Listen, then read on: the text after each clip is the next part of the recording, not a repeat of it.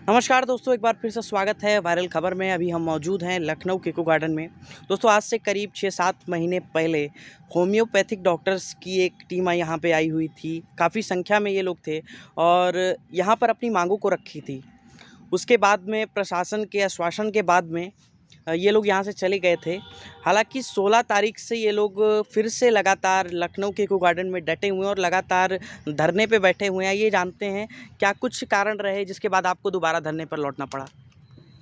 कारण हमारे बहुत ज़्यादा नहीं है, जो है मेन वही जो आप पिछली बार भी अपना कवर किए थे, वही समस्या अभी भी है जहाँ की तहाँ है। और न्यायालय से हमें जो है मुक्ति नहीं मिल रही है। जो केस अयोग्य अभ्यर्थियों द्वारा किया गया था वही केस अभी भी चल रहा है। इसकी वजह से जो हम योग्य हैं, सिलेक्टेड हैं, हम लोग फंसे पड़े हैं, अपनी नियुक्ति नहीं प्राप्त कर पा रहे हैं अभी भी।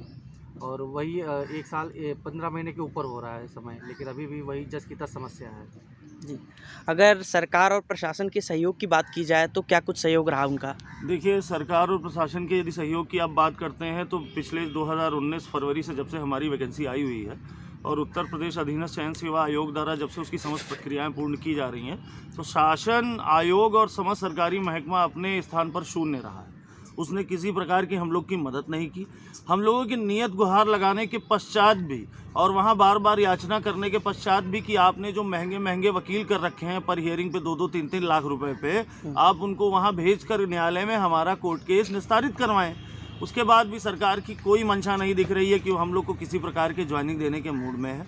आप खुद सोचिए कि कितना बड़ा दुर्भाग्य और विडंबना है कि महामारी के इस काल में सरकार हम जैसे स्वास्थ्य कर्मियों पर, जिन लोग की आज प्रदेश में सख्त आवश्यकता है, सरकारें बात करती हैं कि वो स्वास्थ्य व्यवस्था मेंटेन करने में इटली, जर्मनी और पश्चिमी देशों से आगे निकलेंगी, तो अगर हमारे जैसे स्वास्थ्य कर्मी यदि बेरोजगार दर दर भटकते रहेंगे सारी प्रक्रियाएं पूर्ण करने के पश्चात, तो सरकार अपने आप को कैसे स्टैंड करते देखना चाहती है कि वो भारत को एक ऐसी जगह पर पहुंचाएगी कि जो स्वास्थ्य के रूप में, मिसाल के रूप में जाना जाएगा। यह सिर्फ और सिर्फ जुमलेबाजी और खोखलेबाजी है।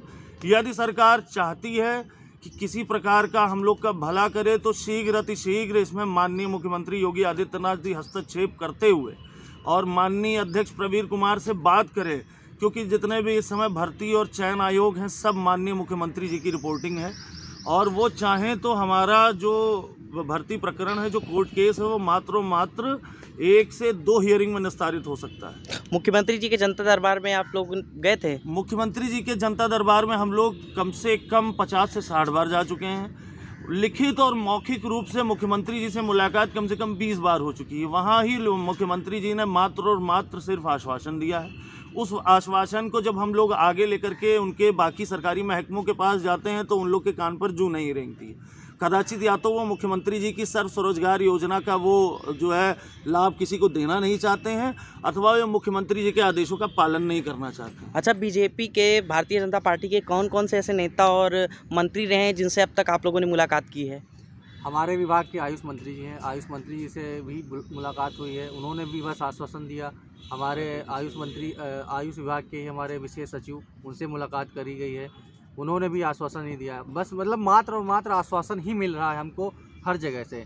और मुख्यमंत्री जी से, माननीय योगी जी से भी जनता दरबार में गोरखपुर में मुलाकात हुई है, हमारे साथियों ने की है, लेकिन उन्होंने भी यही कहा, मामला टाल दिया कि मामला कोर्ट में है और जब ये अपना निर्णय आ जाता है। पिछली बार आए थे आप लोग तो क्या कुछ आश्वासन देकर के आपको सरकार ने भेजा था? बस यही आश्वासन था कि जो है आपकी नियुक्ति का मार्ग प्रशस्त किया जाएगा। तब से हमने उनकी बात रखी और मानी भी, लेकिन फिर भी अभी भी वही समस्या है। तो हम अच्छा, जब से आप लोग यहाँ से गए उसके बाद से भी कोई वैसे ही जैसे पहले रवैया था सरकार का वैसा ही रहा कि कुछ बदला? जस का तस, जैसा रवैया था वैसा ही है। और सरकारी रवैये की तो चलिए बाद में बात होती है, लेकिन जो अधिकारी महकमा है जिसके ऊपर पूरा दारोमदार है हमारी वैकेंसी को कराने का, उसके कान पर जूं नहीं रेंग रही है। हमसे समस्त सरकारी जो भी आला अधिकारी हैं, पदाधिकारी हैं, उनके हस्तक्षेप के बावजूद भी आयोग के कान पर जूं तक नहीं रेंग रही। आप समझ सकते हैं कि माननीय उप मुख्यमंत्री श्री ब्रिजेश पाठक से लेकर संसदीय कार्य मंत्री श्री सुरेश खन्ना तक, उप मुख्यमंत्री श्री केशव प्रसाद मौर्य तक ऐसी कोई जगह हमने नहीं बचाई जहां हम गए ना हो।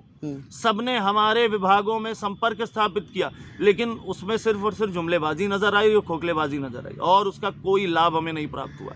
यदि तो दोस्तों पहली चीज़ तो देख सकते हैं कि आप लोग ये करीब पिछले 6-7 महीने पहले भी आए हुए थे, उसके बाद से लगातार इन लोग का संघर्ष जारी रहा और अब 16 तारीख से भी इन लोगों का लगातार संघर्ष जो है वो जारी रहा है। लेकिन शायद सरकार और प्रशासन पे इसका कोई फ़र्क जो है वो अभी तक नहीं दिख रहा है।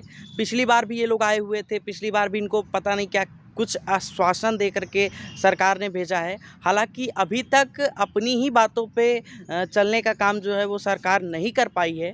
अब देखने वाली बात होगी कि आगे कितना कुछ असर पड़ता है सरकार के आश्वासन का, क्योंकि लगातार आप देख सकते हैं ये लखनऊ का इको गार्डन है और यहाँ पर जितने भी लोग धरना करने आते हैं सबको आश्वासन ही दिया जाता है और आश्वासन पर कितना काम करती है सरकार वो तो देखने वाली बात होगी। फिलहाल आप बने रहिए वायरल खबर के साथ।